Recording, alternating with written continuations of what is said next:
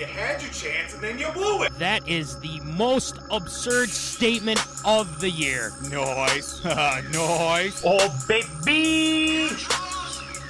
I'm in my zone, I'm feeling it.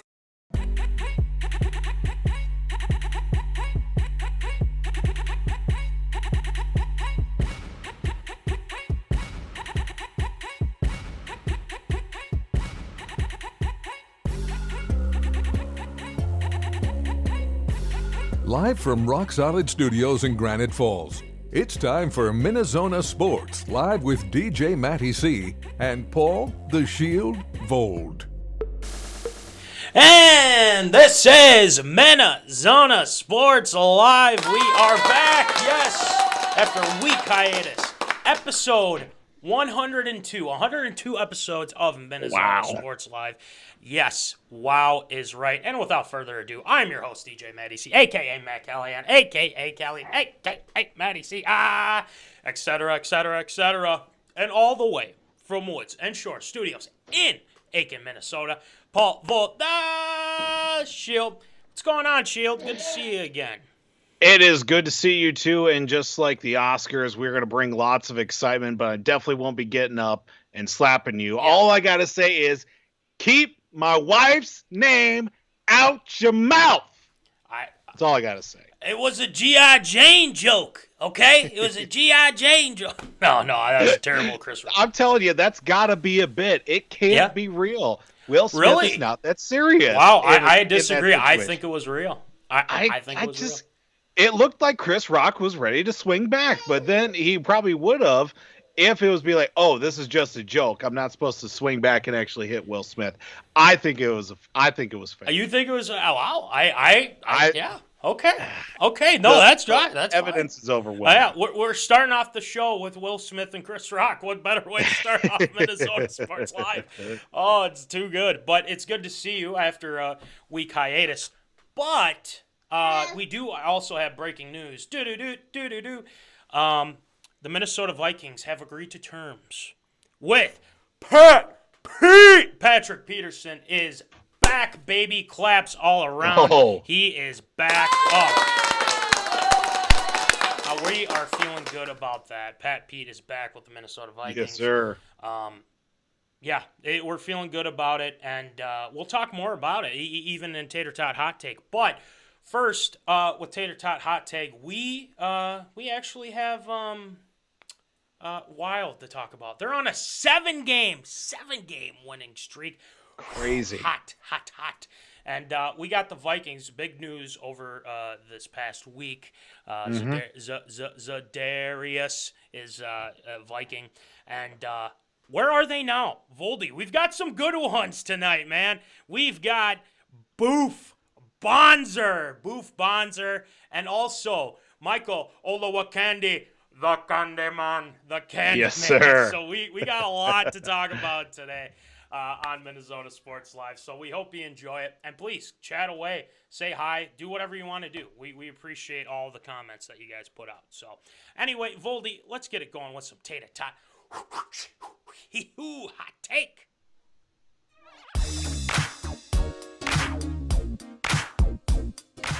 Fresh out of the oven, it's Tater Tot Hot Take.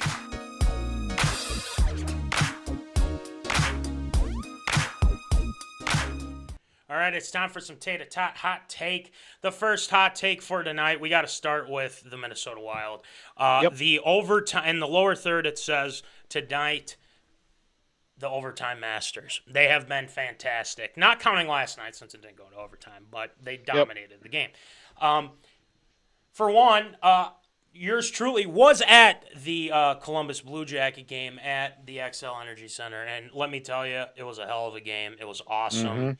And then not only that, but the next day, who do they take on? The top team in the NHL. Possibly, I mean, they have been. The Colorado Avalanche. And what happens? Oh, they go to OT again. And the Wild win again. So there we got that going. And then last night, I mean, honestly, they could have smashed the Blues like 7-1. Or even 7. You know what? Let's go 0 because Marc-Andre Fleury is on fire as well after acquiring him from the Chicago Blackhawks. So thank you, Chicago. We appreciate it. Voldy, this has been a great ride. This has been fantastic. They're getting hot at the right time. But I want to give you this quote here, and you probably will agree with this, and the Zoners would probably agree with this too. Fiala says the Wild can beat anyone. Is that let's do it like this? Is that absurd or approved right now? What do you got? It's got my stamp of approval. If this team is on and rolling like the way that they have these last 7 games, they could beat anybody. And proof is in the pudding against that win against Colorado, too, because obviously they're not going to catch them in the Central Division. I think Colorado's at 94, 96 points. Wild are at 77, 78 or so. There's only a handful of games left. Unless Colorado goes completely winless and like the Wild go and win out the rest of the season, I don't think they're going to be able to catch them. Because, last time we spent so much significant time talking about the Wild, it's just like, okay, they got Fleury, they got a couple of guys. Let's see if we can try and sneak in the playoffs in that second spot in the division and try to work from there. Now it's just like, all right, let's see if we can get ourselves a pretty decent seed out of this and, make some noise. You get Marc-Andre Fleury in the mix as well in goaltending. Ever since he's came over, Cam Talbot has had a fire lit under his butt, and he's playing for his job basically, which has worked out so far.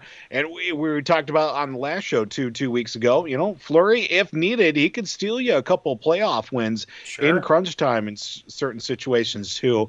But we're really starting to see Kirill Kaprizov really starting rolling on all cylinders right now. I mean, he's chasing big-time Wild franchise records right now. I mean, that whole mix of Nick Delorier has provided a little bit of thump and a little bit of scoring as well in his time with the Wild thus far. Joel Eriksson Ek. I mean, Kevin Fiala is just pales in comparison from where he was at the start of the year to now. He's looking at, obviously another solid season. At the goal that he scored the other night from the most impossible angle that he ended up getting the game winner out of, which was amazing to see because now the team is starting to come together, especially at the right point. Now with 7 wins in a row, 3 straight overtime victories too in that stretch. Everything's really starting to pour together, especially with that win against Philadelphia last night at home. Another nice little feather in the cap. But, I mean, a lot of things are going right for the Wild at this point.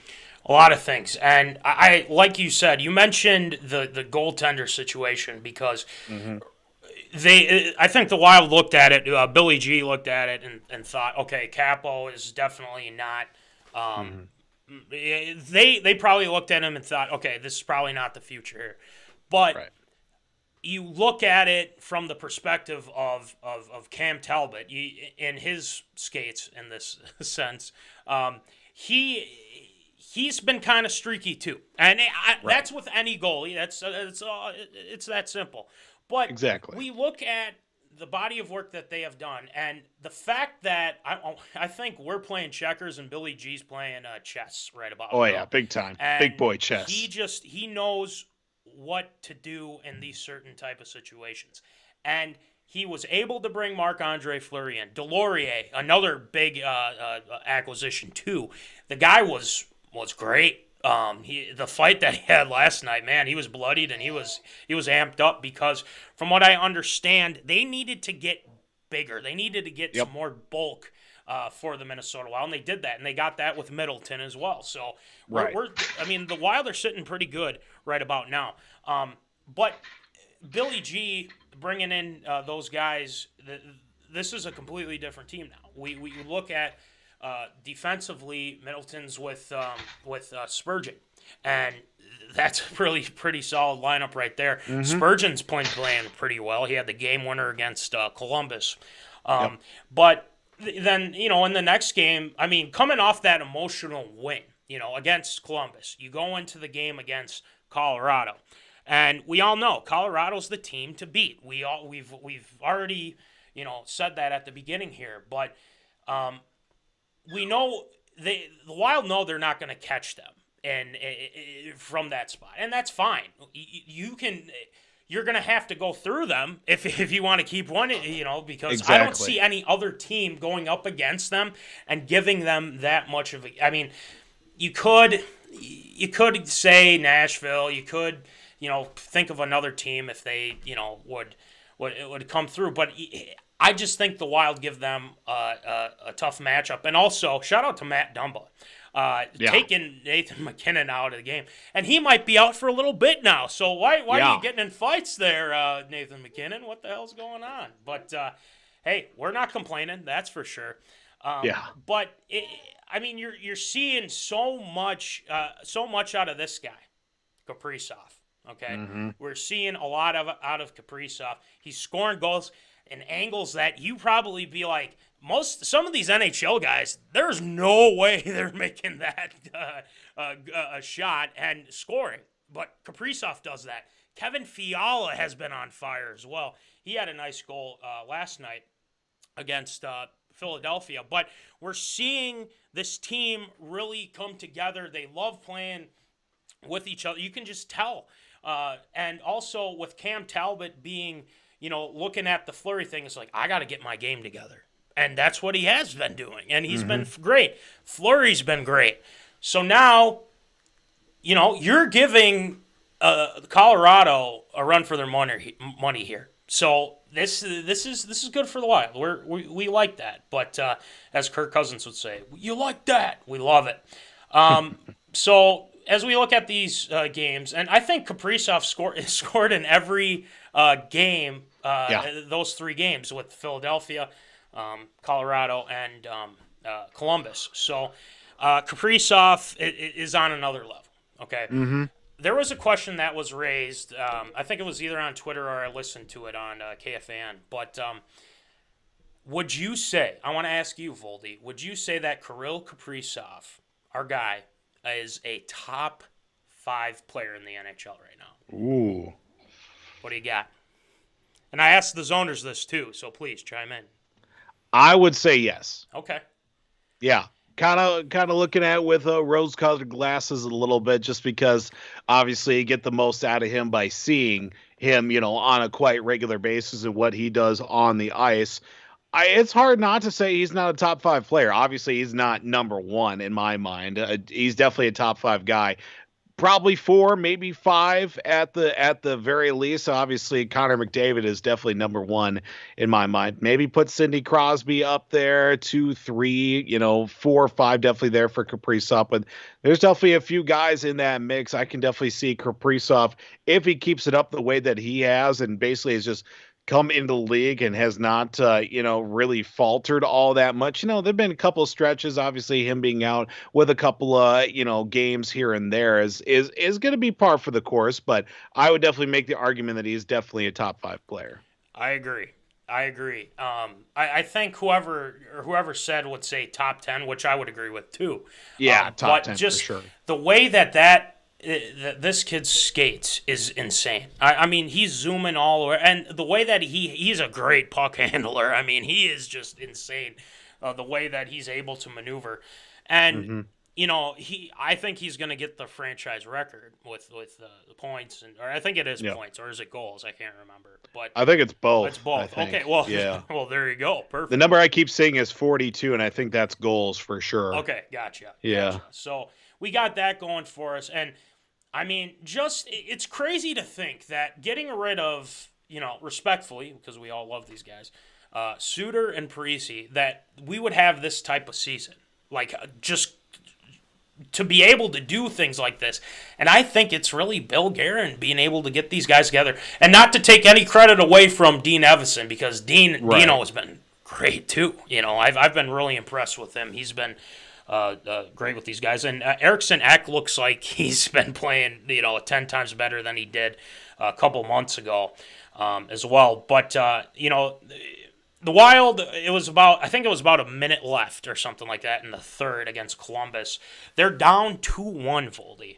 And, pull the goalie. That's the typical thing that you would do. You pull the goalie. And right.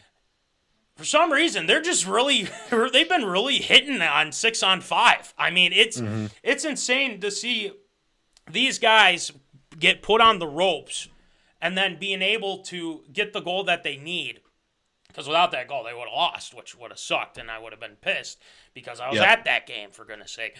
But they're able to get that goal. They go into OT, okay, because that's why we have it here, OT Masters. That's what they've been. They've been, overtime Masters, and with the 3-on-3, and then obviously I think there was a penalty or something on Colorado, and we were able to score on it with an extra guy.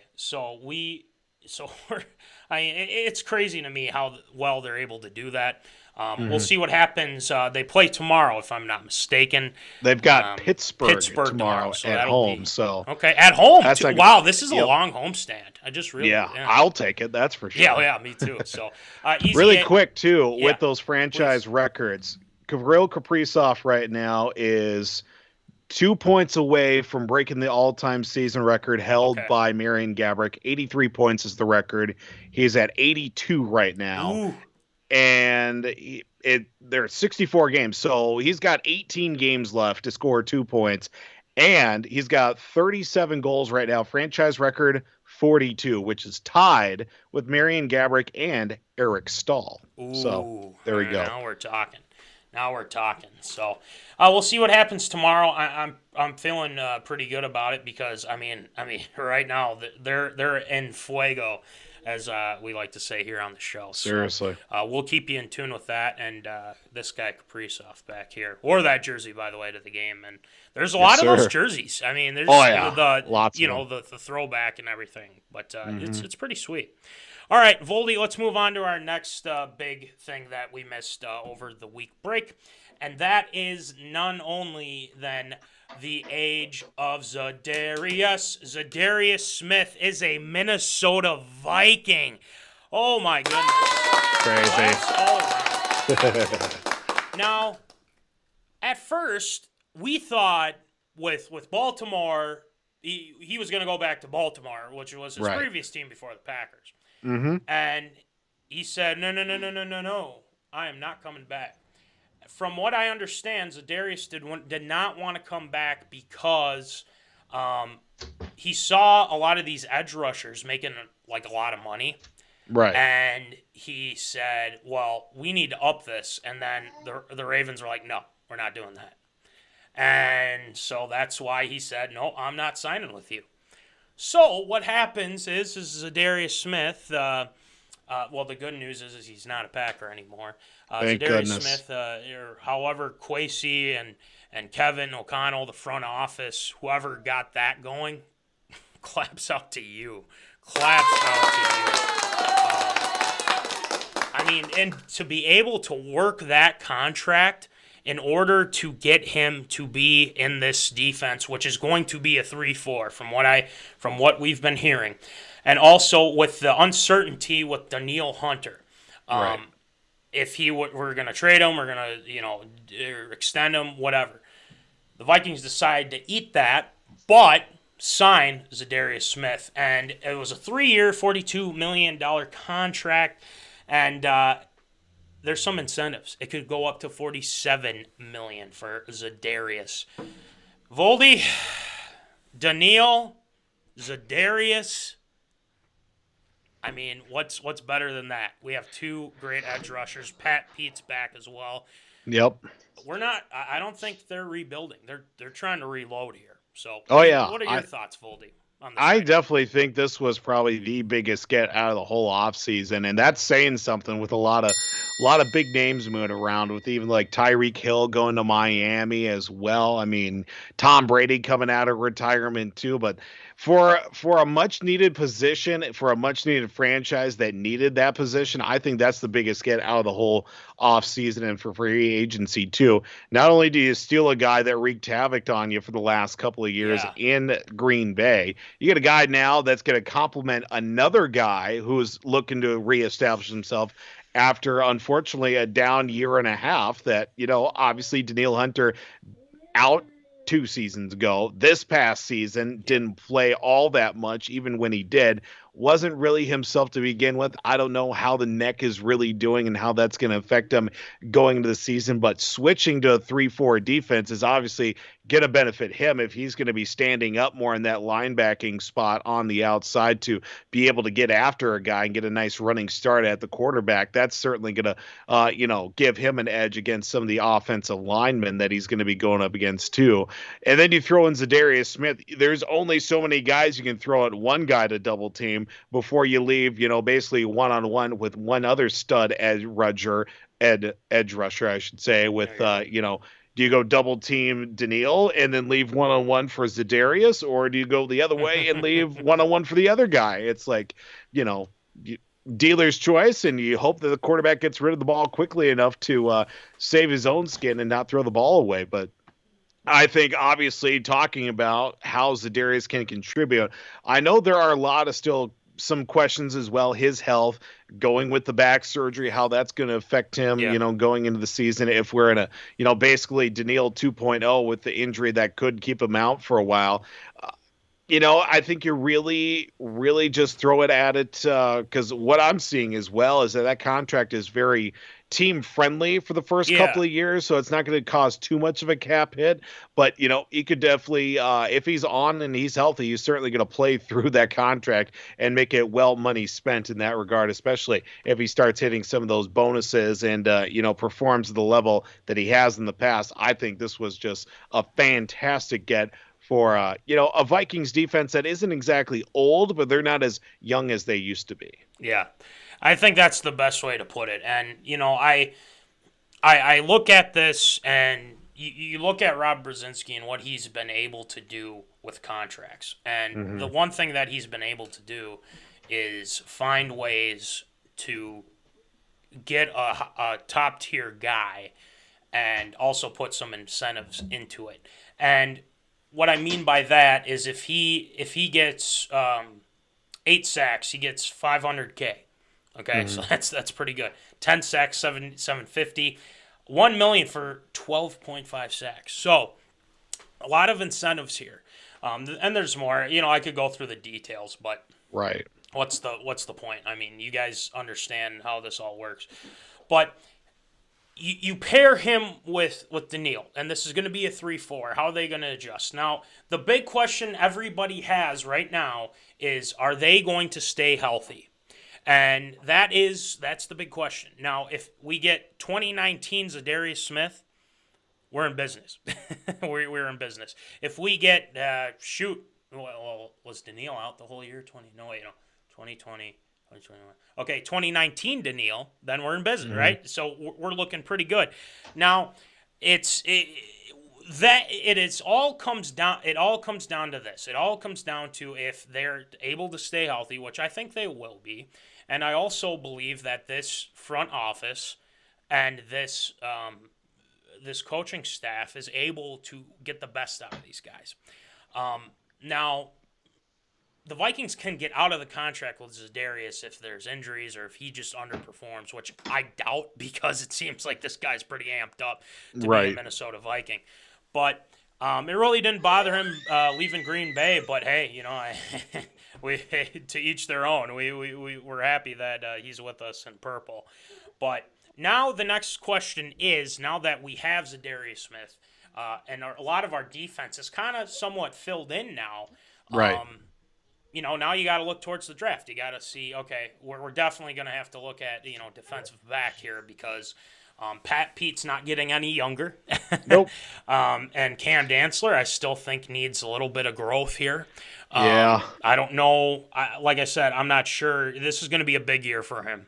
And we'll see what happens with him. They signed a couple guys, Hairston, as well as Chandon Sullivan from Green Bay, who's pretty good in the slot. So I'm happy that we filled that need. But it's going to be interesting. I hope that we're able to get the best out of him, and I think we will. I think he's going to be a leader on the defense as well as Pat Pete. Him and Pat Pete are going to be pretty solid together too. So, Voldy, before we move on to where are they now? What do you think the next need is? You have Zadarius. You have Pat Pete back. I mean, the first thing you think is corner, right? And Right. and then you could say O-line. So what do you think they need to address before they go into the draft? What do you got? I think maybe looking for a little bit more depth and maybe just get younger at the Yeah. safety position is another spot too, because obviously Yeah. Harrison Smith is still an all-pro type player and obviously playing through a big contract too, but exactly, he's not getting any younger, and you definitely need to have somebody back there to fill in and be in a prime enough position too, because if Harrison, obviously he calls it quits after the season, you're basically stuck with guys that have zero experience or very little experience as well. You want to at least have somebody brought into where you can learn under Harrison Smith, get into the system, and grow from that point too. So I think that's one area. Obviously offensive line too, they've signed a couple of guys to some contracts. Schlottman, I think also Jesse Davis out of the Miami that they signed over the weekend too. So a couple of guys here and there, but definitely want to look at some youth too to build up for the future, because you bring in guys like those off free agency, they could have some impact as well to help bring in a little bit of depth, but you want to at least have a few guys that you can certainly have to grow for the future. Yeah, I think depth's a big thing, as well as that right guard position, because a lot of people question the whole why didn't the Vikings put in Wyatt Davis thing, and from what I've been hearing, I haven't been hearing good things.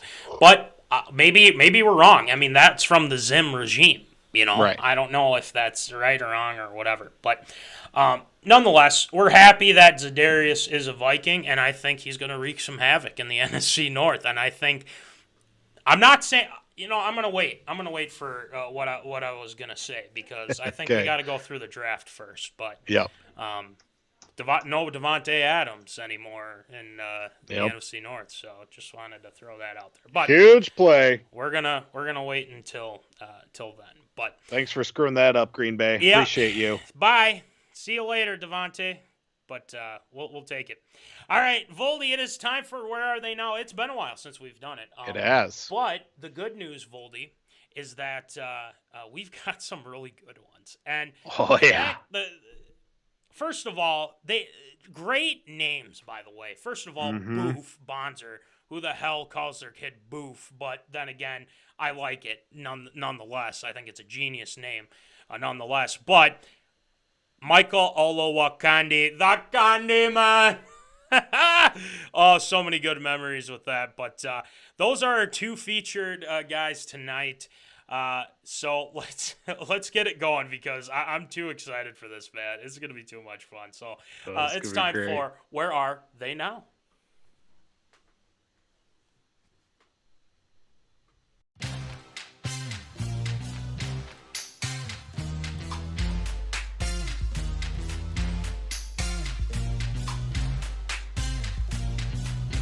Check your milk carton. It's time for Where Are They Now?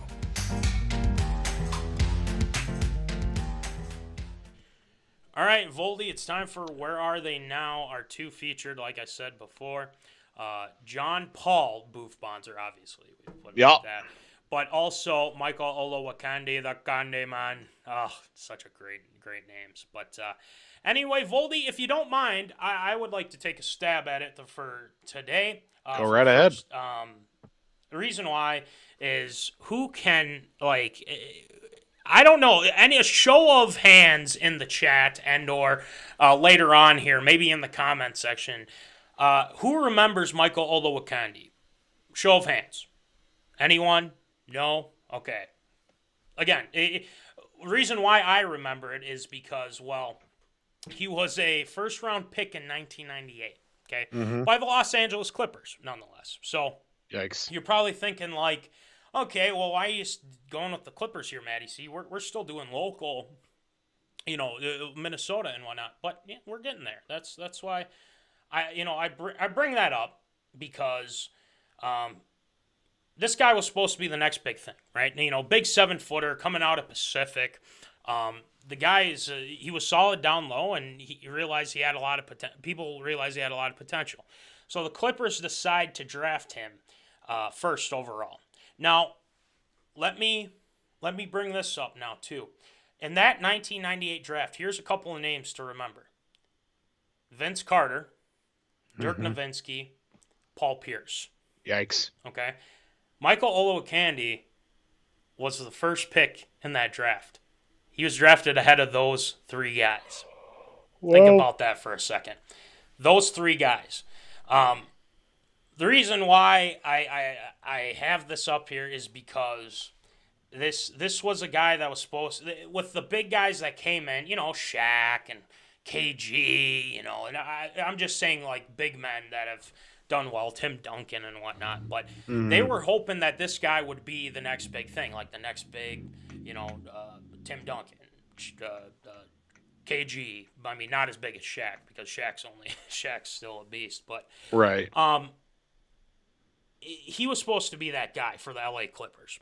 Now the Clippers, I don't think did enough homework on this guy, and the reason why is because he didn't really play much basketball before until they realized he was getting taller and taller. He had growth spurt after growth spurt, and the guy is 7 foot. So he starts to play basketball. He dominates at Pacific. He does pretty good at Pacific. And then that's why people kind of like, oh, this guy's going to be a nice big thing. He's going to learn from people. He's going to be that type of guy. Not so fast. Not so fast at all. Why in God's name would this guy be a bust, right? Why would MichaelOlowokandi, the Kandiman, be a bust? Well, the guy just didn't want to learn. And you know what's sad about this whole thing too, Zoners, Voldy, is that the guy was just uncoachable. He was uncoachable. And let me bring something else here too. With this, the one and only Kareem Abdul-Jabbar tried to work out with him, show him the ropes and whatnot. He said he was uncoachable, and he also said he's very gifted athletically, but he lacks the preparation. If you're getting called out by a legend, that means there's something wrong here. So let's go over a couple stats here while he was with the Clippers. Then I'm going to get to the Wolves, okay? The Kandiman, his career stats, 8 points a game. Coming from a first-round pick. Wow. MichaelOlowokandi. 8 points per game, 6 rebounds per game, 0.7 assists. I mean, obviously he's a big man, but that's terrible. I'm sorry. That is just that is awful. And his first couple seasons, let's go through the list. He scored 8.9 points per game his first year, rookie season, trying to learn. The next season was 9.8, so there's improvement. But then it goes back down to 8.5 in 2000. But then it starts to get a little better. He scored 11 points a game, played 80 games that season. So, he's starting to get there. But then he's only playing 36. And they have been, they were just through. They were through with him. He wasn't going to amount to anything. No, that's no offense to him, but it was true. So what happens? He signs with the Timberwolves. So this is the perfect segue because the Wolves always seem to pick up the scraps of former number 1 picks. That's what they do. And that's what they did with Olowokandi. Now, this was the year, if I'm not mistaken, that the Wolves went to the Western Conference Finals. So, then again, he actually did some things. I mean, he had 6.5 points per game. He wasn't awful that first year, but again, it was dominated by Cassell. It was dominated by Sprewell and KG. I mean, he was just a role player, a first-round pick as a role player. And there's been a lot of busts. Don't get me wrong, there's been a lot of busts. But 3 seasons with the Wolves, just nothing much going. He only averages 5.9 points per game, 6 points per game as well. But, it wasn't good with the Wolves. So after that, after the Wolves, he went to Boston.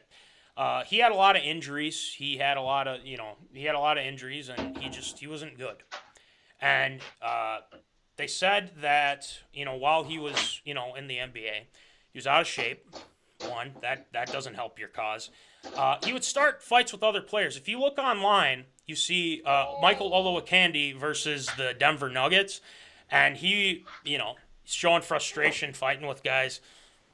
Come on, man. I mean, you're a role player, and you were a number 1 pick. Okay, he's uncoachable. Was fined a couple times. He just didn't have the passion, man. He just did not have the passion to play basketball. And he didn't even average double digits with the Wolves whatsoever. And that's the scary part about, not scary. The sad part about it is, like, you have all this potential, but you're not putting forth the effort. Don't blame the injuries. Don't blame your damn self, Condiman. Okay? And it's simple. He's a bona fide bust. If you thought Kwame Brown was a bust, this guy was a bust too. I mean, it's very, very similar. And the Wolves picking up the scraps is funny to me because that is so Timberwolves. It's not even funny. But now that we pick up the scraps, it didn't get much better in Boston, like I said, and he's kind of been out of the spotlight. So where is he now? We don't know. We have no clue where the Conde Man is. Where is Olowokandi, the Conde Man? I want to know. Here is what I have for you, Voldy. Okay, you ready for this? Yeah. All right. He, since leaving the NBA, he was married to someone named Susie Ketchum. Okay, I don't know if that name's familiar to you or not, but now his ex-wife, she's a millionaire. Of course. She's a millionaire. And the thing is even if he was a bust, he's still making more money or sitting on this woman's couch or something like that. She's a reality. So Susie Ketchum is a reality TV star who became famous on Basketball Wives. Okay. So you have that former player, MichaelOlowokandi. Listen to this. She decided to leave Olowokandi to enjoy her own life as a celebrity. The Conde Man! Come on, man! I mean, you're 7 foot tall, and you're number 1 pick, and you you lose all that potential, dude. Come on, the Conde Man, Olowokandi, Conde Man. That's what we'd always say at school when we were kids because we thought having the number 1 pick would be awesome. But it wasn't. It was actually terrible, and he wasn't very good. So no, he was not. Like I said, no one knows where he's at. With all due respect to the Conde Man, because I do. I think it's a great name. I wish you well, but damn, you were not good. Okay? So that's all I got for that. But look up MichaelOlowokandi. That's all I got to say for that. All right, Voldy, let's get on to BoofBonser. Well, less than, obviously we're a week away from opening day. And of course, we got to talk a little bit of baseball too. But for where are they now? We talk about a guy that came and went quicker than you can say, boo. Back in the Metrodome, coming out of the bullpen down left field, number 26, Boof Bonser, for John Paul Bonser, BoofBonser, that is, a cult legend in the Twins days, back in the days of the Happy to Be Here Twins from about 2004 to 2009. We're just happy to be here in the postseason. Yes, we're going to get swept in the opening round of the playoffs, but hey, at least we won the division on the last day of the season. That's what we're here all about. Those Twins teams that we all loved oh so dearly in those final days of the Metrodome. And you know what? His career didn't even start with the Twins. BoofBonser came over in the A.J. Pierzynski trade. Yeah. That's right. That trade where Pierzynski went to San Francisco and the Twins got the better end of that deal. Joe Nathan, Francisco Liriano, and BoofBonser out of that lot as well. That was in the 2005 season where that off season, I should say, where that trade occurred. And then getting called up in 2006, BoofBonser, well, he had a bit of an impact early on in his Twins debut. Got that called early in the season in May, I think it was, so still fairly early on in the season. Actually replaced Kyle Loesch in the trade. Oh, sure. And I should say in the rotation as well, as Loesch kept dealing with some issues as well. Ended up finishing the season 7-6, 4.22 earned run average, 84 strikeouts, 24 walks, and 100 innings pitched. Not bad. Ends up getting into the postseason as well as the Twins did in 2006, riding off the high of the MVP performance of Justin Morneau that season, just throwing that in there as well. Ended up starting Game 2 of the American League Division Series. It was also the Rookie of the Month for September of 2006 when the Twins really started turning it on and then ended up winning the Central in that season. Now, riding off the high of a rookie season, now cemented into the rotation as well. They put him in the number 2 spot right behind soon-to-be Cy Young Award winner in 2007, Johan Santana.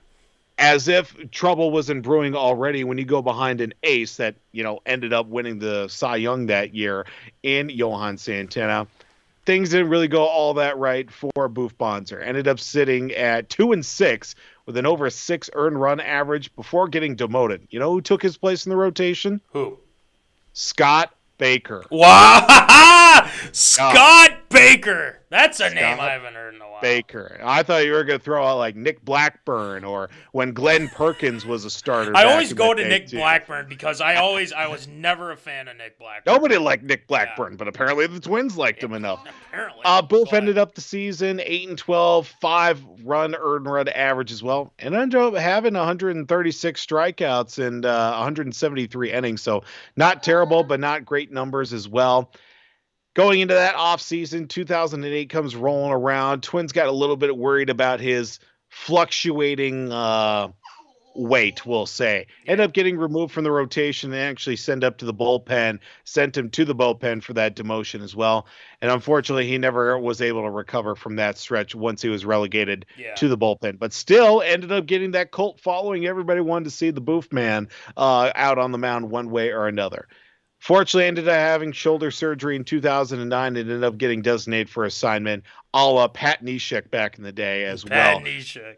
Like, literally, Pat Neshek was another Twins cult icon, and then he gets let go and ends up having probably the best success out of his career with, 7 other teams. Maybe another a future Where Are They Now with Pat Neshek, who's still, awesome in many regards. So ends up getting designated for assignment in December of 2009. Ends up getting back picked up by the Red Sox in 2010, which was a bit of a weird year for the Red Sox. I like to call that one a dead year. Not completely dead like 2012. Yeah. We don't want to talk about that one. But unfortunately, didn't go well for BoofBonser. 2 appearances, 18 earned run average. That's 18.00 earned run average, including his first appearance where he didn't even get a single out as well. Nice. 2 appearances early on, designated for assignment in June, end up getting signed by Oakland on a minor league deal, was called up on January 31st, but got designated for assignment, but he ended up going to free agency as opposed to being designated for assignment. 2011 comes rolling around, was going to get signed by the Mets, actually made the AAA team, but ended up having Tommy John surgery on his elbow. Got signed by San Francisco in 2012, so getting back all the way to square one, didn't pitch at all in 2012. Oh, wow. 2013, a very interesting year for BoofBonser. Ends up getting released by the Giants from his major league contract, signed a minor league deal with Cleveland's baseball club before being released as well. But then, at that point, after getting released by Cleveland, he ends up getting signed in the Taiwanese professional... it's the Chinese Professional Baseball League, the CPBL. Remember that league that Manny Ramirez played in a handful of years ago when he was trying to make that comeback? Same league. Okay, Ends up getting signed by the Uni-President 7-Eleven Lions. That's right. You heard that correctly. The Uni-President 7-Eleven Lions. And was part of the Taiwanese series winning team in that Chinese Professional Baseball League. So he ends up winning a title after basically not pitching for almost 3 years at that point as well, but still that deserves some applause. Yeah, exactly. BoofBonser didn't know when to quit. after 2013 success, ends up coming back to the States as well, ends up signing for the Bridgeport Bluefish out of the Atlantic League, which is basically pretty close to like an independent, like what the Saints were before they were the AAA affiliate. He went 2-0, 2.16 earned run average in 12 appearances, basically all out of the bullpen as well. After that season, officially retired from professional baseball in 2015. Well, what's BoofBonser up to nowadays? Just living life, man. He is living in the New England area. You know, did a little bit deep diving and searching on his social medias. He's on Twitter, by the way, at BoofBonser1 with the blue check mark as well on Twitter. Living in the New England area, still keeping active as well. Twins fans that tweet at him, you know, usually pretty responsive to that. Was also, you know, obviously being with the Red Sox too for a good stretch in his career too. I actually only played the 1 year there actually to begin with. You know, still involved with the Red Sox a little bit, goes to some Red Sox Foundation events, and obviously as part of Twins Fest as well for those handful of years that he was with the Twins. Has made some appearances in the past, was elected to the Hagerstown Suns Hall of Fame as he was a player for the Hagerstown Suns back in the day, coming up out of, the minors as well. So in 2016, he was elected to their Hall of Fame. But even for a brief moment in his career where obviously he didn't have the great amount of success that a lot of people wanted to see, or even for himself too, just the fact that even in that short amount of time, he endeared himself to a fans base, like Twins fans as well, that still recall those glory days of those happy to be here Twins as well. We're talking players, obviously back in the day, 2006, 2007 and 8, Bobby Korecki. We're talking Mike Redmond back in the day as well. Morneau, we're talking Mauer, we're talking Alexi Casilla, Gogo Gomez, Brendan Harris, Nick Punto, hate Nick Punto. You throw those guys in there too. Orlando Cabrera when he came over at the trade deadline as well to help the Twins at that point. A lot of those guys. Nobody that quite stood the test of time. No. Quite like BoofBonser. If you throw that name out to any Twins fans, everybody just goes nuts about BoofBonser. And unfortunately, it didn't come to the great amount of success, but we can still look back at some of those moments as well. Game 2, 2006 ALDS. Throw the rookie in there, see what he can do, and certainly did endear himself to Twins territory. And a name that if you got up at Target Field right now and started doing boof, I'm sure at least a handful of people would join in with you as well. I definitely agree with that too. God, I can't. That's crazy. He was right behind Santana until 2007. I remember having him in the lineup, but people, everyone was just the name and whatnot. But man, he struggled. I mean, there's no ifs, ands, or buts about it. But I'm so glad that he was able to have some success in those other leagues as well. So I'm happy for BoofBonser. I hope he's lived, like you said, living in the Boston area, like you were saying, and. We wish him all. He was at Twins Fest, so hey, he's around. Man. He's around. BoofBonser, MichaelOlowokandi. We don't know where he's at. We have no idea where what he's doing, where he's at, if he's back in. I think he's from Nigeria, so he might be back there. I don't know. Who knows? We have no idea. So we wish them a happy retirement, I guess, as well. But.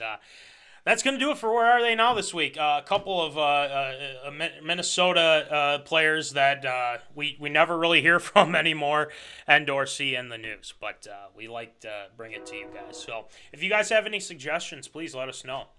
We'd be happy to put in some names as well. And we would want to know yours too. So anyway, Voldy, we got a lot of ARAs this week. A lot of interesting ARAs. One involving our former Viking, as well as Russell Westbrook. He's got some things to say about the Minnesota T-Wolves, which they are down 2 at half against Toronto right now. Dang it. But there's also breaking news out of Tampa Bay. Bruce Arians is retiring as a head coach of the Tampa Bay Buccaneers, and he will be in the front office. Todd Bowles is taking over, so congratulations, Todd Bowles, I guess. I guess that's one way to get him back as a head coach. It certainly a very interesting way to do so.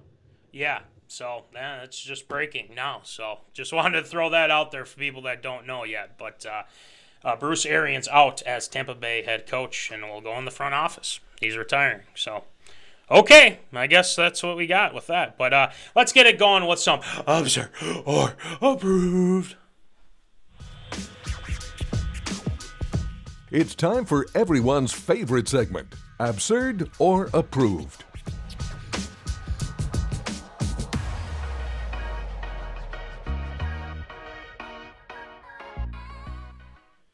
All right, welcome back. It is time for Absurd or Approved. So, Voldy, why don't you rattle them off for us, please?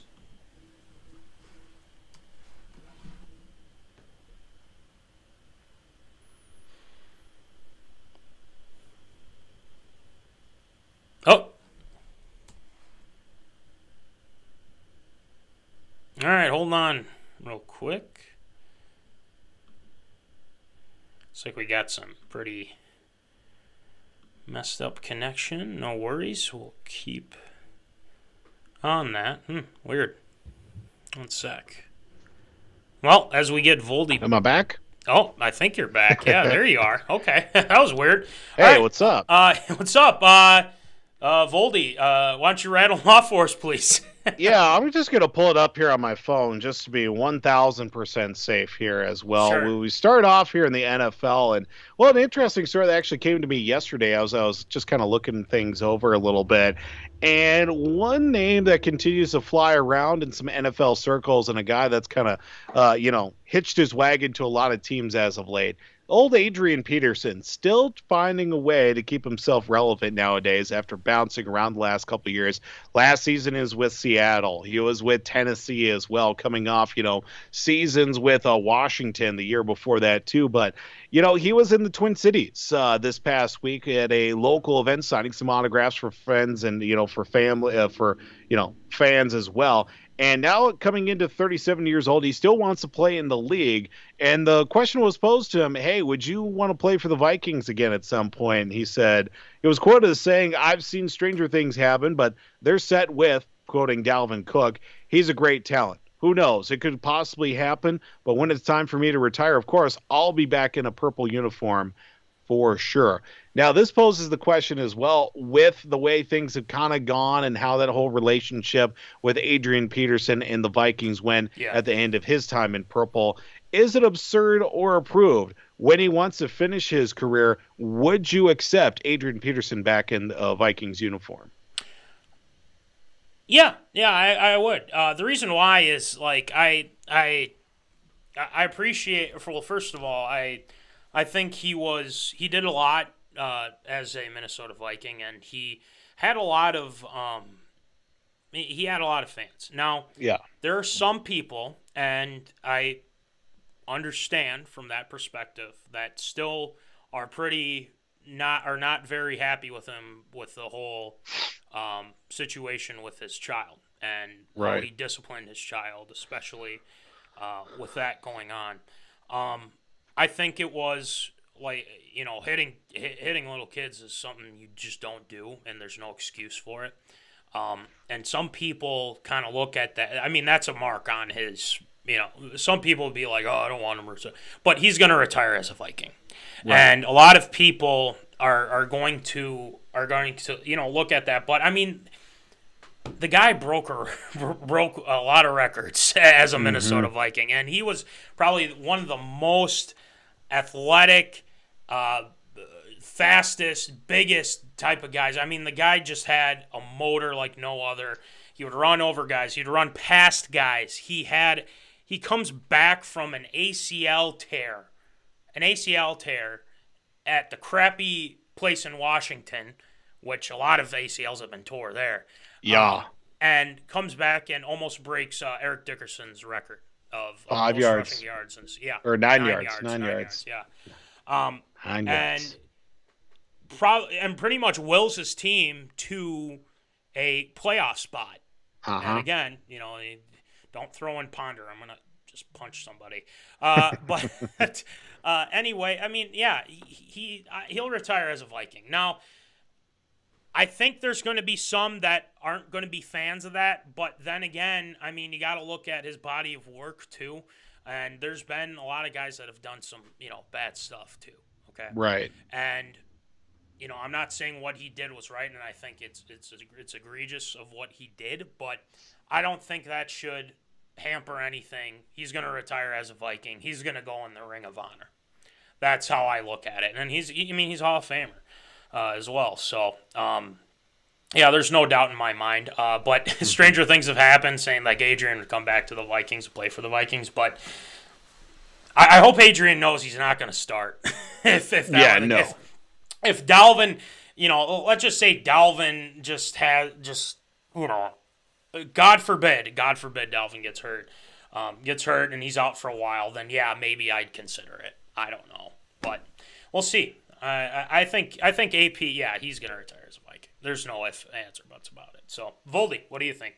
Look, I am more than happy to have AdrianPeterson back in a Minnesota Vikings uniform. Him playing, I think his best year are all well in the rearview mirror. And we had talked about, too, obviously you had mentioned the body of work.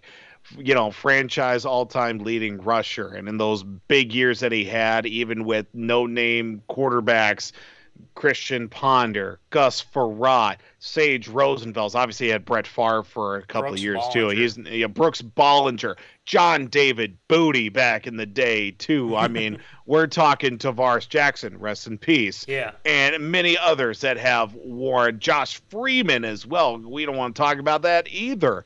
Yeah. But he carried that offense. He had a really good offensive line, and he put up big numbers from day one.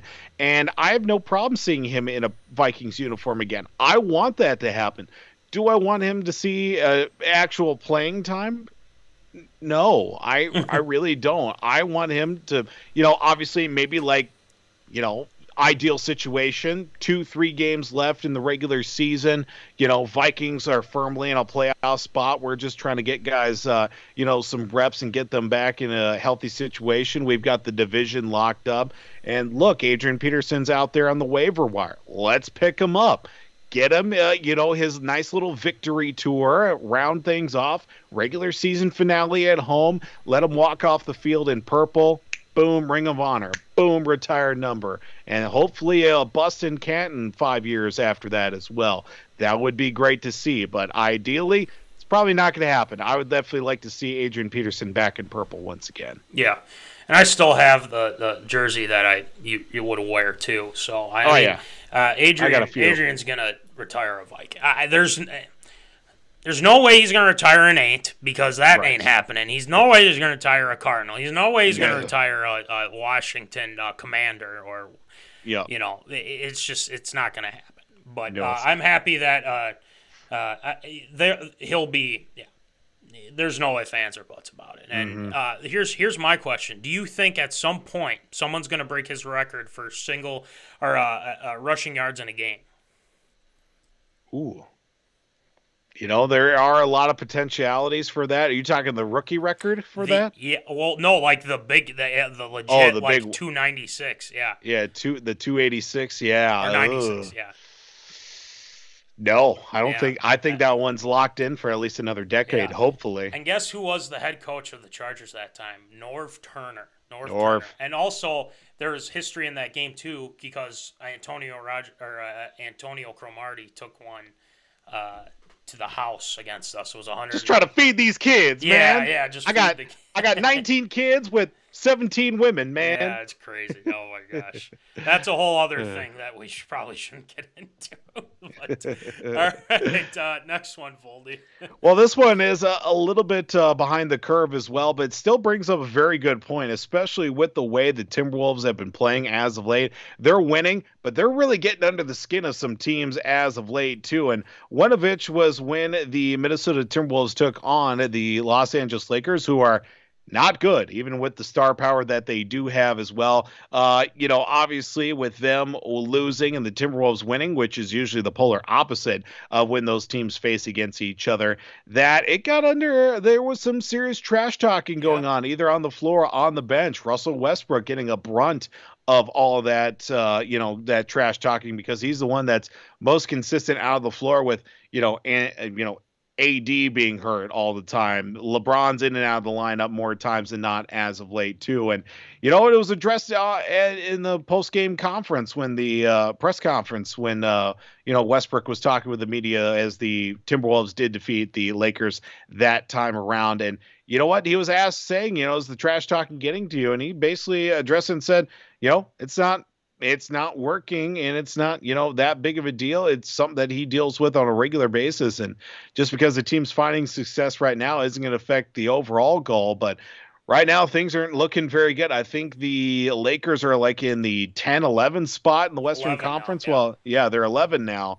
Well, the Timberwolves are sitting solid at the 6th spot. They could end up in the 4th spot if they play their cards right here at the end of the regular season too. But the fact that they're even mentioning all the trash talk in the way things have gone as of late for the Timberwolves, is it absurd to approve with Russ responding to the trash talk? Does that mean that it actually worked and it's actually starting to get to some teams and players? Well, let me preface this because there's some backstory to this story as well. Well, Russ said, I think whatever his quote was, he's like, it doesn't matter. They haven't won anything over there. Those guys were there or whatever, which he's got a point. But you ain't won nothing either, Russ. Yeah. Hence why that's why I'm bringing that up too, which is perfect segue because he has been talking crap to the Timberwolves ever since he's been in the league. Because he knows that we're not a great organization. We haven't had a lot of success and things like that. And he's gone after Cat. He's gone after multiple guys.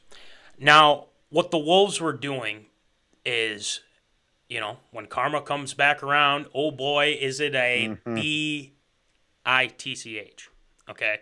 Because Russ is now getting that brunt of it, of people coming after him now. Now, why is that the case? Well, that's him. He's not playing well. Patrick Beverley said that he's trash, and he went like this, which was hilarious. He plugged his nose and said he was trash, which is it's kind of funny. Come on, it's pretty good. That's pretty good, yeah.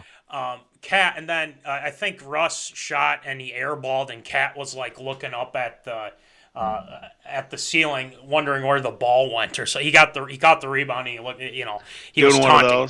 Yeah, he was doing one of those. So, which I personally for myself, I think it's hilarious. I've kind of always, I don't know, I'm kind of getting sick of this whole Westbrook thing with him.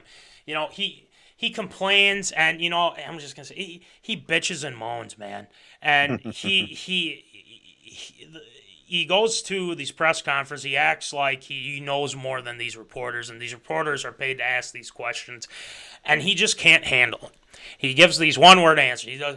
It's like, dude, you need to be a little bit more understanding and stop playing terrible, okay? People are calling you Westbrook, okay? People are calling you Westbrook. People are coming after you. What are you going to do about it, Russ? Okay? What are you going to do about it? But let's get back to what you were asking about with this trash talk. Yeah, it's working. First of all, it's working. First of all, when you have Pat Bev as your kind of enforcer type of guy and getting under people's skins, he got under Luka's skin. Luka Doncic of all players, and he's been one of the top players in the NBA right now. It is working, and the Wolves are showing some swagger now. They're down right now against Toronto. Hopefully they can get back in here and get a win because they were hot for a minute there. They've been kind of cooled off a little bit. They got to get some wins against some good teams here. But it's been really cool to see. But with Russell, you just take it with a grain of salt. That's all I got to say with Russell, and that's just karma coming back to bite him in the ass. So sorry, Russ, but the Wolves have your number right now. So I wouldn't be talking too much. So, Voldy, what do you think? I just love the fact that this is the Timberwolves and any Minnesota team that I want to see. I want to see attitude. I want to see fire. I want to see a little bit of that swagger just because the fact teams have been bad for so long. I want to start seeing teams come in to the Target Center or when they play the Timberwolves, when they play anybody, and just hate the entire experience altogether. Because Pat Bev has brought that this season. He's brought that, and like the game against Milwaukee, I think it was not this last Saturday, but the Saturday before, the one after St. Patrick's Day, he legitimately almost got into a fight and got kicked out of the game. Him and somebody else from the Bucks got kicked out of the game too. A little bit of that ire, a little bit of that fire. That's what I wanted so bad. I just hate when these teams, they know that they stink and they just accept it and they just let the season roll by and you lose. Just continue to lose and put up god-awful records, and there's no fight. Now that the success is coming along, you start to see a little bit more grittiness and fighting for those extra possessions and fighting for those loose balls. Cat is settling in his 7th year in the league or something like that. And he's now starting to be that big man that people wanted to see right from the very get-go, fighting down low and obviously getting, with that missed 3-pointer from Russ and him kind of looking around where the ball went and ended up being was hilarious too. But getting that swagger and obviously having all that trash talk that comes along with that success. And like we had mentioned too, that obviously Timberwolves haven't won anything either. Congrats, Russ. You hold the record for most triple doubles in one season. You haven't won anything either. You had a cup of coffee of success like 10 years ago when Oklahoma City made it to the finals and y'all still got whooped. And that doesn't even matter either because you didn't win the whole thing. And obviously he has his own merits. He's got a little bit of a resume built to it, but at the end of the day, I'm not going to say Russell Westbrook is at the same level as some of these guys on the Timberwolves. They're not too far off either. It's got my stamp of approval because of the fact that we're talking about it now, and it was addressed in the media, and the Timberwolves continue to win even in the Western Conference. That means it's got my stamp of approval as well. Yeah, and it's working, and with Russell, people are like, oh, everyone's getting on Russ because he can't hit. Well, play better, and I think he has in recent weeks, which is good. I'm happy he is because I don't really have anything much against Russell Westbrook. I've always kind of liked him, but at the same time, he's supposed to be that second or third option. With Davis being hurt and LeBron being LeBron, but Russ got what he wanted. He's getting to play in LA, and guess what? He's stinking up the joint. Sorry, not sorry. So that's kind of how we look at that. But I'm glad the Wolves are kind of giving it back to him because he's been giving it to the Wolves for a while now. So, all right, next one, Voldy.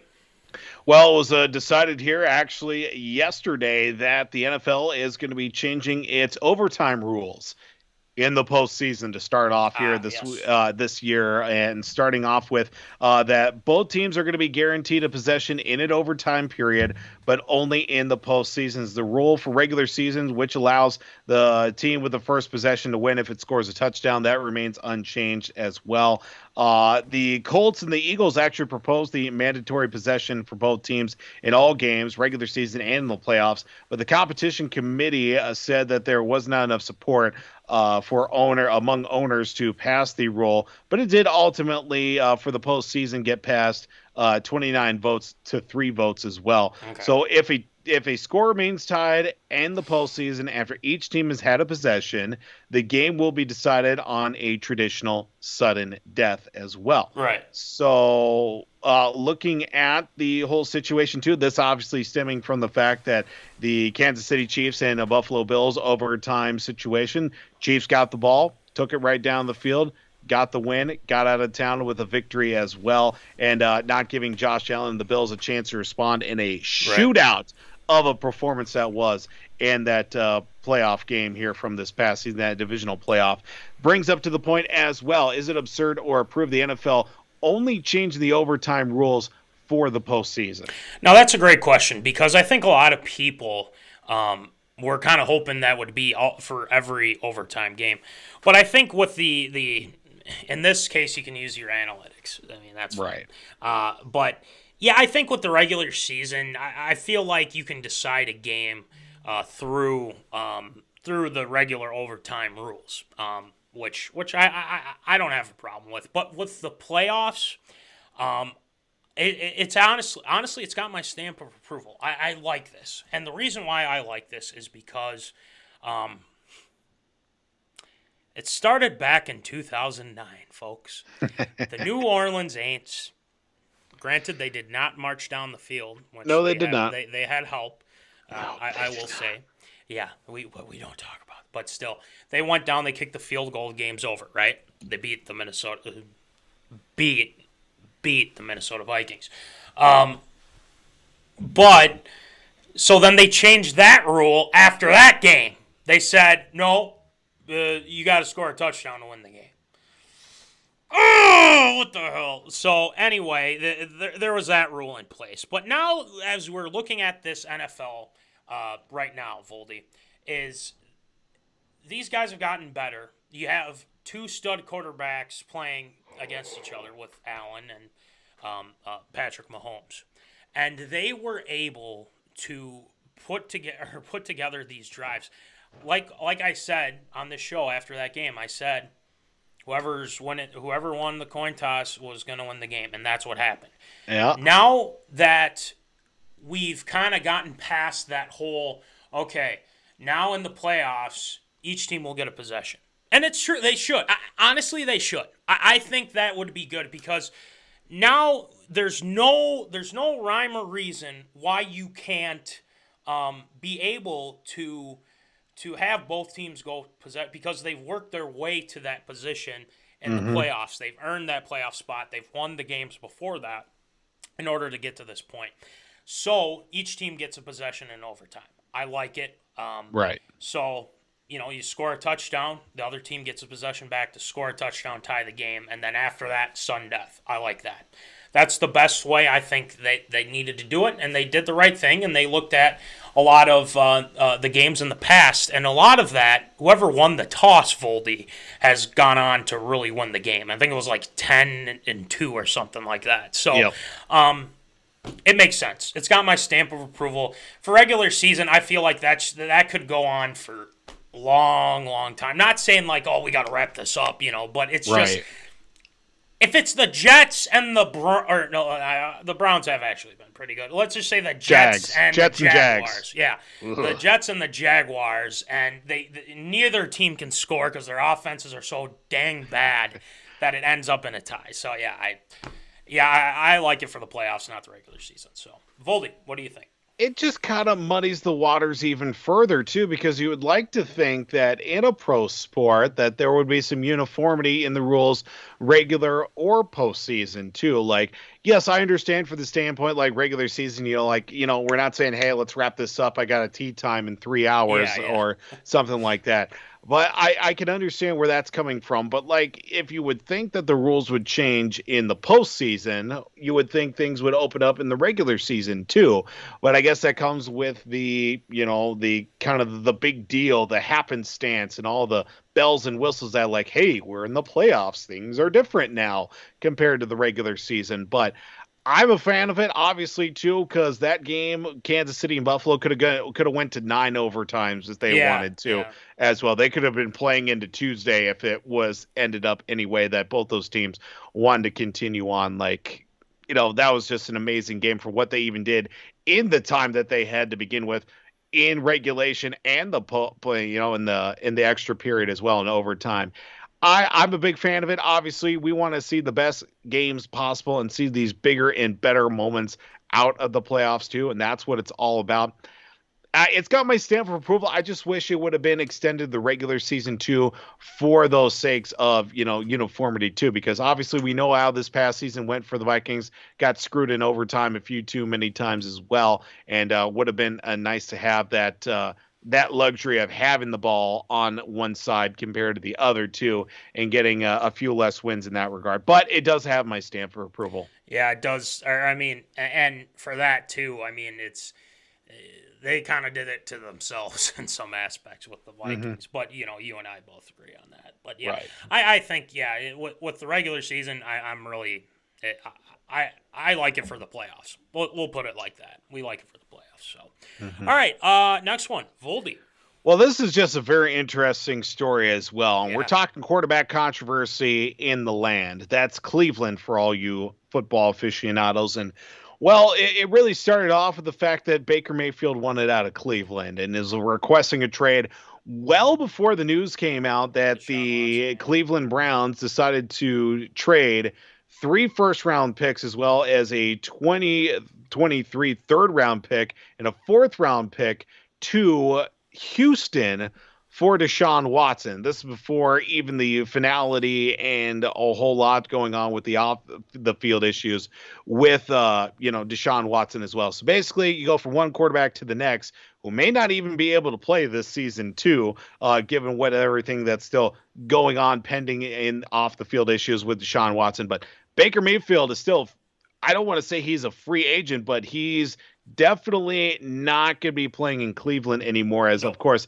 he did seek a trade as well. Nothing's been worked out as late as of last Friday or whatever. This past Thursday he did request for a trade too, with Deshaun Watson coming in. So basically the Cleveland Browns are in a situation where they have Deshaun Watson.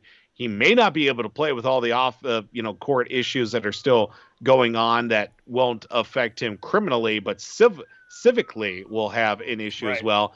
Baker Mayfield wants out, and Case Keenum is still the backup quarterback. So I feel like at the end of the day, Cleveland's in not too bad of a situation. Still got Case Keenum, but they got these 2 other egos they got to deal with right now. So if you're Baker Mayfield, he's still committed to the Browns, even though he wants a trade. Now, that being said, guy wants a trade, he wants out. I don't know how the team's really going to respond to that. Players on the field, coaches off the field, front office staff that maybe try to work something out.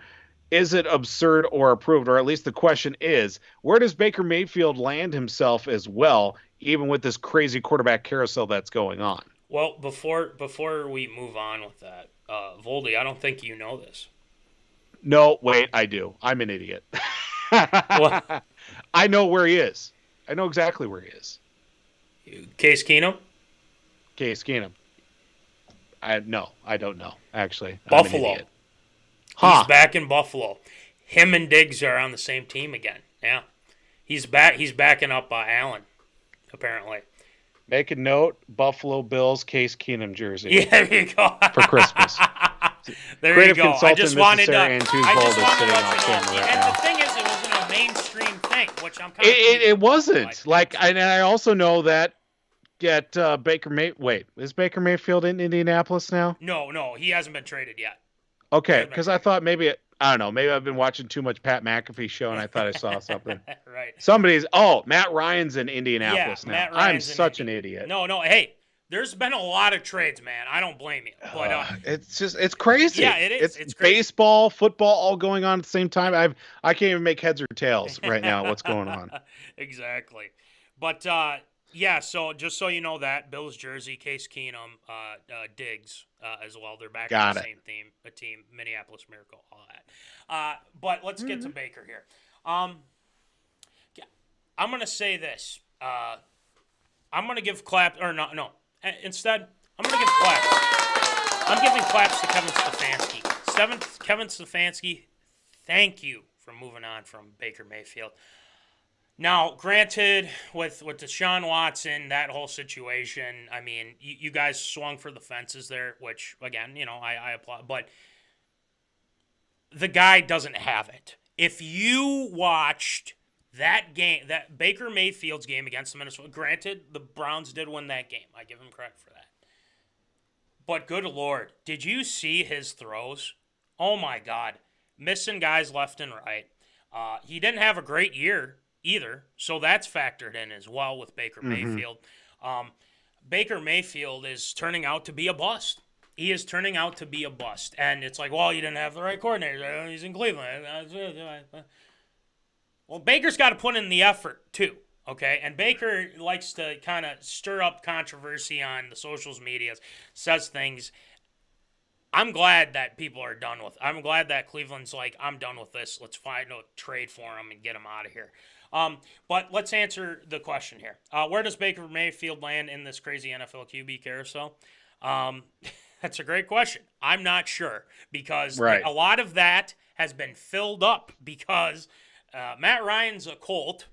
Who Yep. would have thought that? I didn't see that coming, for one. Did not. We had that going on. Deshaun Watson's a Cleveland Brown. After saying he wasn't going to go to Cleveland, then he decides to go to Cleveland, so we have that going on. Marcus Mariota is now a Atlanta Falcon. He's going to be their starter, and it seems like they're going to be set with him. There's a lot of spots there's not a lot of spots out there right now. I could see if, I don't know, I feel like the Jets, I think, have enough faith with Wilson right now. They're not going to be like, we got your guy right behind you here. But a lot of a team that's been thrown around, Voldy, I don't know what you think of this, but Pittsburgh. Yes. Pittsburgh's been thrown around, and I think that would be a good place for him just to kind of get him kind of back on track. And I think with Tomlin, I do like Tomlin as coach. I think that might help him. But it's frustrating when it's just him being, him being somewhere where he's not going to have success. And I think Pittsburgh would be a good. It's like, well, they got Trubisky, which is still a bust. They have Mason Rudolph. They have Dwayne Trashkins. But maybe you get rid of Trashkins, which I think you should have done in the first place, and then you bring in Baker, and maybe you have all three-way quarterback competition. Okay. Yikes. Maybe. I don't know. But I think probably Pittsburgh would kind of be my landing spot just because I think you can maybe do something with him there. But then again, I don't know. I haven't seen a lot with him, and I haven't liked what Baker has done recently. So, All right, Voldy, what do you think? Obviously Pittsburgh is certainly a very interesting situation. Like you had mentioned, they've got Dwayne Haskins. They've got Mason Rudolph. They've got Mitch Trubisky. Boy, if they didn't have, two of those three guys, and let's forget about the fact too that they also had Josh Dobbs there for a while too. Yeah. I don't know if he's still the fourth guy on the depth chart, and he was in street clothes for all that time with Big Ben in the quarterback room. That would have been a good place for him. Another place that just kind of popped up in my head, or just had Carolina. Okay. Where are they going? They don't have a starter. They had PJ Walker for a while, out of the XFL. They had Cam Newton on and off. They don't have a true starting quarterback. So I don't know if maybe that'd be an attractive place or not for, for Baker Mayfield too. Jury's still out there. It's just unfortunate. Like you were talking about, that Baker Mayfield is a bust. I don't see it like that. Okay. I don't think that he's a bust, honestly. Okay. Because there have been some instances like Deshaun Kaiser when he was in Cleveland. He was a bust, and then he ended up in Green Bay. As well. This season, kind of a misnomer. He got hurt. Early. Yeah. And he was putting in extra effort trying to get a loose ball, ended up, messing with his non-throwing shoulder as well, and had to have the brace as well. Because he doesn't have an offensive line. He didn't really have that much of an offensive line. He was running for his life and kind of throwing things up 50-50. The whole, OBJ situation, the whole, Jarvis Landry being hurt for a good portion of the year too. Didn't really have the full offset. Running game was as strong as it could have been as well, but that only gets you so far if you can't throw the ball down the field.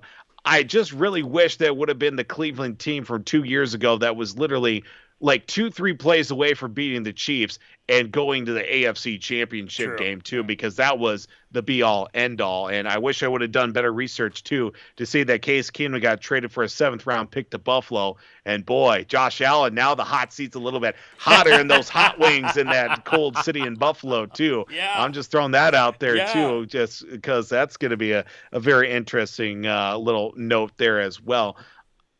I would like to see, Baker go somewhere and maybe get a fresh start, because we all know that quarterbacks go to die in Cleveland, even if your career starts there as well. Where he lands, I don't know, but hopefully it'll be somewhere, and it'll be somewhere soon for his sake. Yeah, and I really wish Kevin Stefanski luck with that whole situation. They got rid of Jarvis. They're sticking with, or they're gonna get rid of Baker here, but I don't know, man. Even with that offensive line and whatnot, I have not liked what I've seen from him. And you know what? This next upcoming season, wherever he lands, he could prove me wrong. But I don't know. I don't know. We'll see. All right. Last one, Voldy. Well, this is an interesting one that actually just came out today. Major League Baseball is taking the Home Run Derby, and they're taking it internationally. Now, it's not going to be the Home Run Derby. That's going to be in Los Angeles. That's going to be in the All-Star Game and all the festivities. But Major League Baseball is announcing the launch of the Major League Home Run Derby X, I think it is. It's not Home Run Derby 10 or whatever. It's a global baseball tour making stops in London, Seoul, South Korea, and Mexico City. And it's not just going to have, randos there swinging the sticks. It's actually going to be with former Major League Baseball players, Adrian Gonzalez, most notably with the Dodgers, Red Sox World Series champion, Kansas City Royals World Series champion, Johnny Gomes, former Cubs catcher and White Sox catcher Giovanni Soto, and former New York Yankee World Series champion Nick Swisher going to be a part of it as well. The teams that are representing the 4 oldest Major League Baseball franchises, Dodgers, Red Sox, Cubs, Yankees, and they will compete this summer and actually going into the winter as well. They're going to be in the fall, I should say, July 9th in London. They're going to be in, looks like, in Mexico City in October, and then South Korea in, looks like September as well. Okay. And it's really going to be, the competition will take place, quote, on a reduced version of baseball field with home plate mounted on a stage and a pitcher's mound on a podium with a field of play designated to fit within a range of environments from festival sites to stadiums as well. Now, this is going to be interesting because each player will get 25 pitches and take up to 10 of them with the opportunity to earn points by hitting targets placed 160 feet from home plate and be 2 beyond the outfield fences, similar to mini games of the legendary MVP Baseball 2005. Great game. Yep. Opposition will have players in the outfield that can earn points by catching baseballs and that don't make it over the fence as well. This is very interesting because I've also seen as well that there are going to be influential content creators also part of this as well. I saw such things as like Paige Halstead, who was a softball player from UCLA. She's got her own she's still active with softball, but actually has like some content creating things as well. Sure. So they're meshing the world of baseball and the world and content creators as well all together. Just looking at this, I know this is still like very fresh and it actually literally just happened today with this announcement. Is it absurd or approved taking the Home Run Derby and kind of expanding it out to the world? Is this a good move or a bad move by Major League Baseball? Honestly, I think it's a good move. I think people like nostalgia. And when you mentioned the MVP Baseball 2005, I used to play that game. I used to have that on. There you go. I mean, I used to spend hours playing that game because I was so obsessed with, making my team, playing with guys, and guess who was on the cover? Manny Ramirez. Oh, yeah, that's right. It was Manny. I couldn't remember if it was him or if it was Big Papi that year. But Manny was on that, and I think it's a fun thing. I mean, you have names on there that are very, very recognizable, and I think that's how you start with it. Right. You start with a guy like Nick Swisher, Johnny Gomes, Giovanni Soto. That's a name I haven't seen in a long time. You're right. Adrian Gonzalez. Nick Swisher's always been a guy that's been happy-go-lucky and whatnot. But yeah, you've got guys with personality, like Johnny Gomes, Nick Swisher. Those guys are personalities. And he got some actual legitimate bona fide ball players like, I don't know about Adrian Gonzalez. I don't know what kind of character he is, but he was a guy that was pretty solid offensively, defensively. Yeah. Giovanni Soto was a catcher that could swing the bat. I'm pretty sure he was Rookie of the Year in his first season too, but Gonzalez was always a steady player on the field too. So, some pretty solid choices for the first go around. Yeah, and I think there's going to be some more joining them. You got to be able to sell it, though, and I think that's going to be the main thing with this crowd is how are you going to be able to sell? What are you going to do? How is this going to work? Maybe have guest stars on. I don't know. Maybe that would work. Baseball, guys that you would know and whatnot. But maybe Pujols eventually, because he's getting he's getting really up there in age. But it's got my stamp of approval. I think it's something different, and I think that's how people are going to try to get, or the MLB is going to try to get them to do something with it. But then again, it could flop. Just saying. But we'll see. Voldy, what do you think? I think it's very interesting how Major League Baseball is also kind of bringing in, these kind of social media content creators as well to, that are going to help out not only softball, but also women's baseball as well to kind of grow that game too. It's definitely, it's a good move by them. I just like to see how kind of all turns out, if it's going to be some kind of cartoony kind of version of the home run derby, which isn't cartoony enough to begin with all the rules that they have to begin with as well. But I definitely like the fact that they're bringing in some of these people that are, trying to build the game outside of the traditional means of Major League Baseball and obviously minor league baseball too, but using social media and the content creators as well that have their own thing too is, it's got my stamp of approval for it too. Yeah. And I think having those people in there, like you were saying, I think is going to help them, as opposed to, we're going to get a group together and figure it out. Just get people that know how to put this together. And I think that's the way to do it. So that's got my stamp of approval, too. For sure. All right. That's going to do it for Absurd Approved. Great job, as always, Voldy. We got some nice Shield shout-outs tonight, especially for our favorite team, the Granite City Lumberjacks, including those guys as well. So let's get it going with some Shield shout-outs.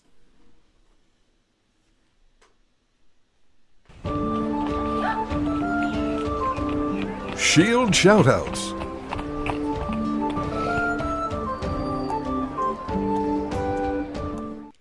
All right, Shield, who ya shouting out tonight? Well, we start off here. Obviously, want to give a big Shield shout-out on the season. Well done. Even though it didn't probably finish the way that they wanted to, Granite City Lumberjacks that did end up winning the West Division playoffs, the Western Division regular season title as well. Just came up on the short end of winning the Frazier Cup. That would have been their fourth in franchise history as well. They did ultimately lose to Rochester this past Sunday down in Missouri as well. But hats off on a great season, too. Yes. And also learned earlier today that long-time play-by-play announcer for the Granite City Lumberjacks and friend of the program, friend of the brand as well, that Joe Clements is going to be coming back for season number 14 for the Lumberjacks too. He was thinking about it and just decided to give it another ride as well. So Joe Clements is going to be back for the Lumberjacks on the call for Hockey TV next season as well. So congrats to the Jacks and congrats to Joe as well for another year by. Definitely got to go with some Shield shout-outs as well to, South Dakota. It's a basketball state. SDSU and the University of South Dakota women's basketball team's been making some noise here in the postseason, including which the Jackrabbits, the women Jackrabbits team, into the semifinals right now of the WNIT tournament, taking down teams left and right. They got UCLA coming up at Frost Arena on, I believe that's going to be coming up on Thursday or Sunday. I can't remember off the top of my head. That's going to be coming up soon. And University of South Dakota, they took down the Baylor to make it to the Sweet 16, ultimately lost to Michigan that ended up losing to, I believe, might have been somebody. Well, they lost South Carolina. They lost to South Carolina in the Elite Eight, but it's the University of South Dakota women's basketball team making all the way to the Sweet 16. That's a first in program history as well. Got to give a Shield shout out as well. Back in the proper uniform, Albert Pujols signed with the St. Louis Cardinals, and he's going to get himself a nice little victory tour as well, as he announced by re-signing with the Cardinals. It'll be his final season in Major League Baseball. Him, Yadier Molina, Adam Wainwright, back together once again for one last ride in that trio for his final season. And also got to give a Shield shout out as well to the Hayfield boys basketball team for winning their second straight Class A title, as well as they did notch another win. And most of those players, right after winning the state championship on Saturday, they're on a plane on Sunday, getting ready for baseball season with head coach Casey Kreckling. They're down in Florida right now for another trip as well. So nice. Fresh off a state championship, they're right back at it for baseball season, where they won the state title by going undefeated last season too. So quick turnaround for those kids as well. Great to see the success in a team and a program that I do have some friends and associations with in the past. So, and great to see that all around as well. So that's going to do it for Shield shoutouts this week.